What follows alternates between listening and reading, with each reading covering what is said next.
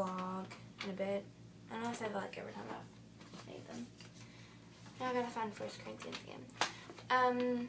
Today I am going to be talking about God's love and love in general.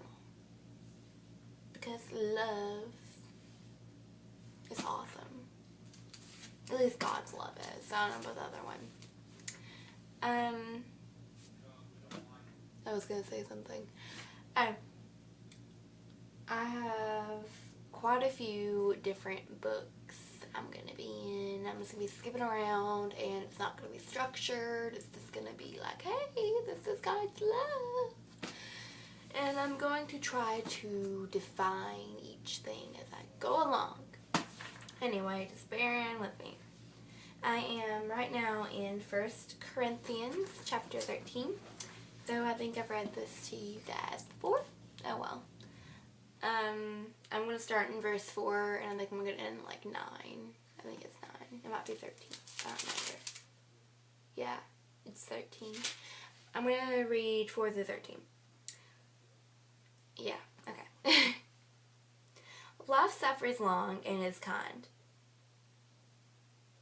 Love does not envy. Love does not parade itself. It is not puffed up. Does not behave rudely. Does not seek its own. Is not provoked. Thinks no evil. Does not rejoice in iniquity, but rejoices in the truth. Bears all things. Believes in all things. Hopes in all things. Endures all things. Love never fails. But whether there are prophecies, they will fail. Whether there are tongues, they will cease. Whether there is knowledge, it will vanish away. For we know in part, and we prophesy in part. But when that which is perfect has come, then that which is in part will be done away. When I was a child, I spoke as a child. I understood as a child. I thought as a child. But when I became a man, I put away childish things. For now we see in a mirror dimly, but then face to face. Now I know in part, but then I shall know just as I am known. And now abide faith, love, hope, these 3 things. But the greatest of these is love. I'm not going to explain this because all those verses are self-explanatory. If you really, really need me to, you just comment and I will. It's really self-explanatory what he is saying here. Love. But the thing that stands out to me most is the beginning of verse 8 where it says love never fails. Because before it stated everything that love was and was not. But the only love that never fails is God's love. Because His love is unfailing. His love for you is unconditional. And it lasts forever. And I'm going to go into John 3:16 with that. It says, For God so loved the world, He gave His only begotten Son, that whoever believeth in Him shall not perish, but live for eternal life, or have eternal life with Him. God so loved the world that He gave His only Son, and that whoever believeth in Him shall not perish, shall not be damned to hell, but have eternal life with Him in heaven.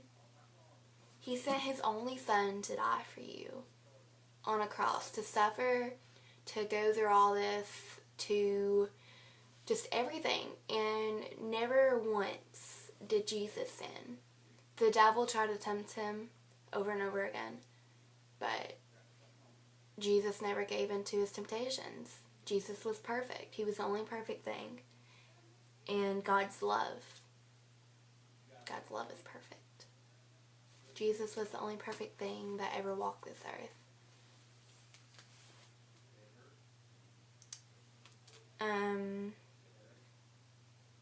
That's a different topic for a different vlog.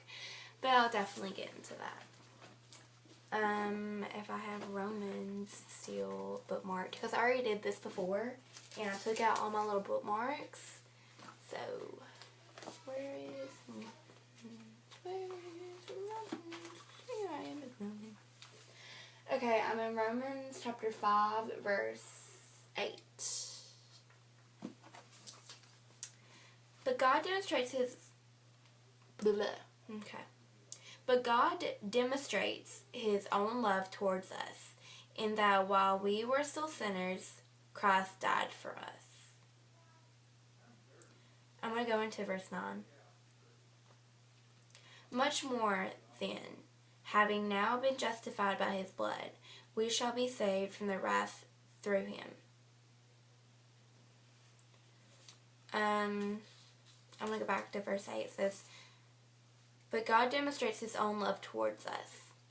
While we were still sinners, Christ died for us.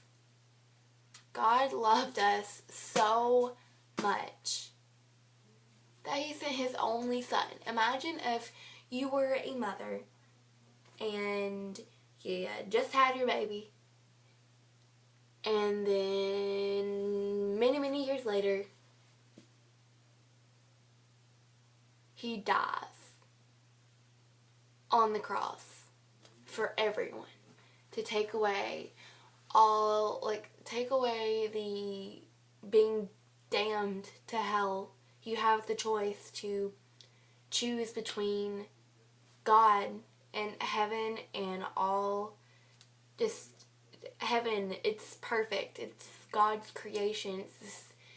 Well, everything's God's creation, but but it's so wonderful. It's God's place for Christians, for everyone that accepts Christ into their life. He sent his son so you would have the choice to go to heaven.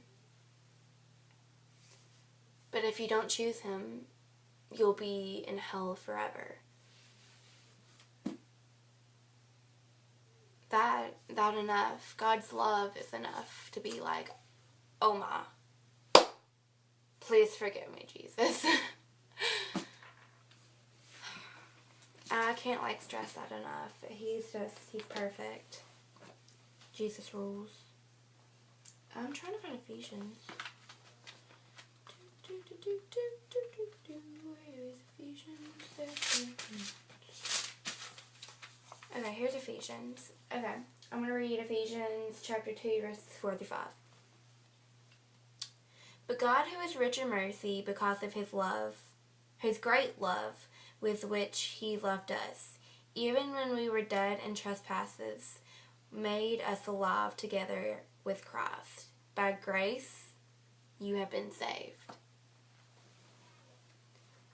I'm going to back up to the top where it says, but God, who is rich in mercy. Replace the word rich with something like plentiful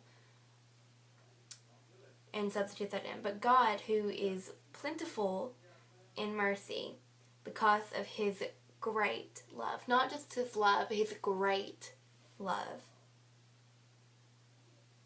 With which he loved us. Us being everything created, every human created. You are on that cross. Your name was in Jesus' mind. He was dying for you.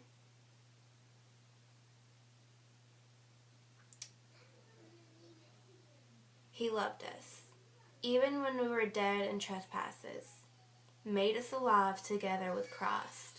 By grace, you are saved. All you have to do is ask for forgiveness.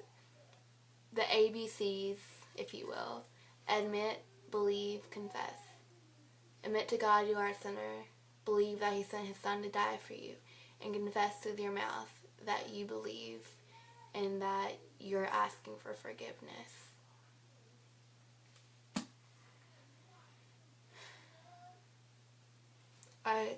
When I was saved, it was like I was on fire for God, and I was young, and I'm just like, this feeling is the greatest thing ever. But then it died down. It was, oh, I'm a Christian. What it?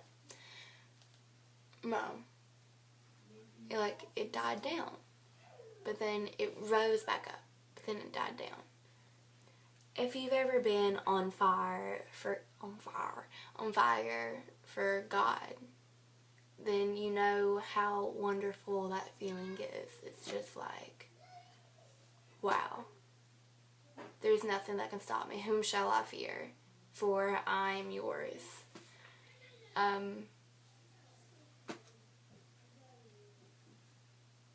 But as Christians, we should be like that all the time. We should always be on fire for God. I mean, we should. Okay, and this is the last verse I have, and it's Psalms chapter 136, verse 26. I think that's 26, not 28. No, it's 26. Alright. Oh, give thanks for the God of heaven, for his mercy endures forever. There, you're thanking the Lord, my God, of the heavens. You're just giving thanks for everything that he's ever done for you, for giving you life, for sending his son to die for you. Just all of this. Just give thanks. Right now in my youth group, we're studying God's love and just love in general. I guess that's why I got more interested in finding out what God's love is. So for the next couple of while, I'm gonna make vlogs about love, and then I'm gonna make vlogs about hate, and then fear. That's my 3 main things, and then hope.